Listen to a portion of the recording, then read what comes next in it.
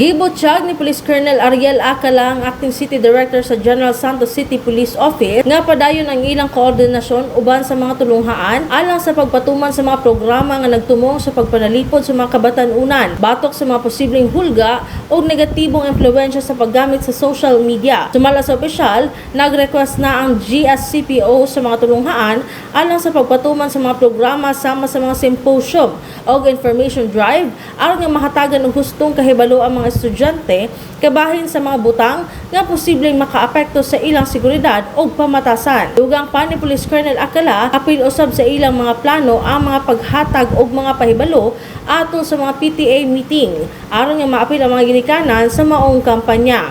Matod pa niya, importante ang mga ginikanan adunay igo nga kahibalo o giya aron nga mas ma-monitor og maatiman ang ilang mga anak.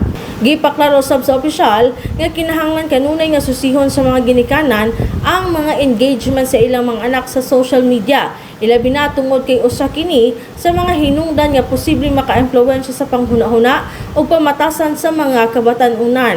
Dugang paniini, pinaagi sa husto nga paggiya o pagmonitor sa mga ginikanan, mas sayon nga mamatekdan kung adunay mga online activity o engagement nga mahimo makahatag og negatibong epekto sa ilang mga anak.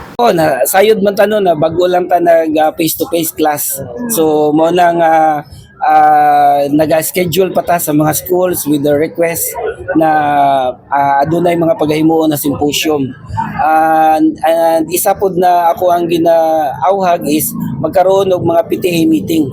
Kay dito jud na dapat masulti sa mga ginikanan during the PTA meeting na katong bahin sa pusil, kung naay mga pusil ang ginikanan, itago na dili ma-access sa mga bata. Then sa mga gadgets kung sa mga bata, tanawon nato ang mga gadgets kung unsa na ilang mga ginahimo diya sa social media or sa online platform kay